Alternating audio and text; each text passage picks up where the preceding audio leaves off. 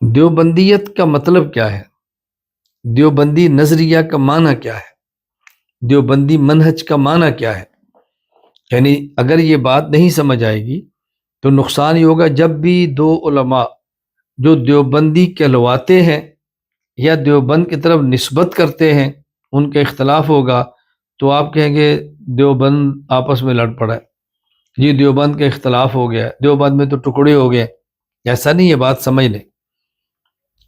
دارالعلوم دیوبند کے پہلے سرپرست مفتی رشید احمد گنگوہی، دارالعلوم دیوبند کے بانی مولانا محمد قاسم نانوتوی، دارالعلوم دیوبند کے پہلے شاگرد پہلے صدر مدرس شیخ الہند مولانا محمود حسن، اور دارالعلوم دیوبند کے پہلے صدر مدرس مولانا محمود حسن کے براہ راست شاگرد حکیم الامت مولانا اشرف علی تھانوی، شیخ الاسلام سید حسین احمد مدنی، مفتی اعظم ہند مفتی کفایت اللہ دہلوی، بانی تبلیغی جماعت مولانا محمد الیاس کاندھلوی، خاتم المحدثین علامہ محمد انور شاہ کشمیری۔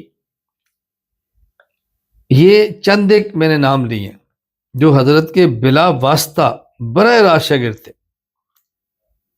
شیخ التفسیر علامہ شبیر احمد عثمانی، شیخ الحدیث علامہ ظفر احمد عثمانی۔ دیوبندیت کس کا نام ہے؟ حضرت مولانا گنگوہی، مولانا نانوتوی، شیخ الہند اور شیخ الہند کے براہ راست تلامذہ اور شاگرد جس رائے پر یہ متفق ہوں یہ دیوبندی نظریہ ہے، اور اس کے بعد والے لوگ جو دیوبندی کہلوائیں اور ان کی رائے پر چلیں کہیں گے دیوبندی ہے، اور جو دیوبندی کہلوائیں اور ان کی راستے پر نہ چلیں، اختلاف کریں، ان کے اختلاف کو یہ نہیں کہیں گے دیوبند میں اختلاف ہوا ہے، ان کے اختلاف کو کہیں گے انہوں نے دیوبند سے اختلاف کیا ہے۔ دیوبند میں اختلاف اور بات ہے اور دیوبند سے اختلاف اور بات ہے۔ یہ حضرات علماء دیوبند اس بات پر متفق ہیں کہ رسول اکرم صلی اللہ علیہ وسلم اپنی قبر اطہر میں زندہ ہے۔ قبر اطہر کے پاس صلاۃ والسلام پڑھے سنتے ہیں، دور سے سلام پڑھا جائے تو پہنچایا جاتا ہے۔ آج کے دور میں بعض ایسے افراد ایسی جماعتیں بن گئی ہیں جو خود کو دیوبندی کہتی ہیں، افراد خود کو دیوبندی کہتے ہیں لیکن اس عقیدے کا انکار کرتے ہیں۔ تو لوگ کہتے ہیں جی عقیدہ حیات النبی میں صلی اللہ علیہ وسلم دیوبندیوں میں اختلاف ہے، بعض کہتے ہیں زندہ ہے، بعض کہتے ہیں نہیں ہے، بعض کہتے ہیں سنتے ہیں، بعض کہتے ہیں نہیں ہے۔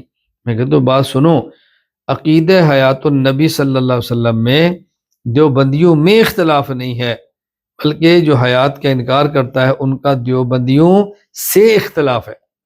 دیوبند میں اختلاف ہونا اور بات ہے اور دیوبند سے اختلاف ہونا اور بات۔ میں سمجھانے کے لیے ایک مثال دے رہا ہوں۔ اس مثال کا معنی یہ نہیں کہ جو مثال میں تو اختلاف حیات اور ممات کی طرح نہیں، میں مثال سمجھانے کے لیے دے رہا ہوں۔ پوری دنیا کے مسلمانوں کا اتفاق ہے کہ حضور اکرم صلی اللہ علیہ وسلم آخری نبی ہے اور آپ کے بعد کسی قسم کا کوئی نبی پیدا نہیں ہوگا۔ اب قادیانی نے کہا کہ مرزا غلام احمد قادیانی نبی ہے۔ اب جو دنیا میں کافر ہیں، عیسائی یا یہودی یا ہندو، جو ہمارے نظریات کو نہیں سمجھتے، وہ کہہ دیتے ہیں کہ مسلمانوں میں دو فرقے ہیں، ایک فرقہ حضور پاک صلی اللہ علیہ وسلم محمد کو آخری نبی سمجھتا ہے اور ایک ان کے بعد مرزا غلام احمد قادیانی کو نبی سمجھتے ہیں۔ وہ دونوں کو مسلمان سمجھتے ہیں اور کہتے ہیں مسلمانوں میں اختلاف ہے۔ ہم کہتے ہیں پوری دنیا کے مسلمان متفق ہیں کہ حضور اکرم صلی اللہ علیہ وسلم آخری نبی ہے، آپ کے بعد کسی بھی قسم کا کوئی نبی پیدا نہیں ہو سکتا۔ یہ جو قادیانیوں نے کہا کہ مرزا غلام احمد قادیانی نبی ہے، ان کے اس عقیدے کو بیان کرنے کی وجہ سے یہ نہیں کہیں گے کہ ختم نبوت کے مسئلہ پہ مسلمانوں میں اختلاف ہے، یہ کہیں گے ختم نبوت کے مسئلے پہ قادیانیوں کا مسلمانوں سے اختلاف ہے۔